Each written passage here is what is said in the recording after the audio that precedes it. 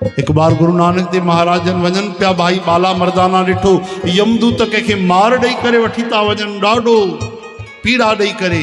भाई बाला मर्दाना चवण लॻा गुरु जी हे ॾिसो, सतगुरुनि चयो अहिड़ा इन जा कर्म थियल हा।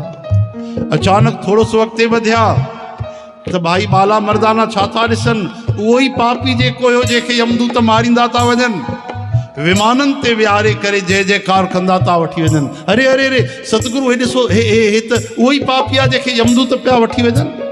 पोइ हिनखे त स्वर्ग था वठी वञनि, हिनखे त वैकुंठ था वठी वञनि, इहो छा थियो? सतगुरु चुप रहिया। भाई हिननि खां ई पुछो जेके वठी था वञनि। उन्हनि खे सॾु कयूं, प्रभुअ जा सेवक आया, पार्षद आया, ॿुधायो भाई हे त पहिरियों नरक पियो वञे, उहो ई जीवात्मा आहे। हा सतगुरु। पोइ हिन महिल तव्हां हिनखे काॾे था वठी वञो? हिनखे वैकुंठ था वठी वञो। छो?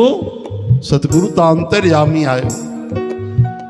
असां तव्हांखे ॿुधायूं था कि हिन जा एॾा पाप थियल आहे कि हिनखे ॾाढे समय तक नरक भोगणा हा। पर हे साम्हूं ॾिसो छा आहे, हे मसाणो आहे। हिते हिन जी काया जली आहे, उतों उॾामी करे हिन जी नंढी सी हड्डी अची इन रस्ते ते पई आहे। ऐं संयोग सां परमात्मा जे कृपा सां तव्हांजा चरण उन जे मथां पइजी विया।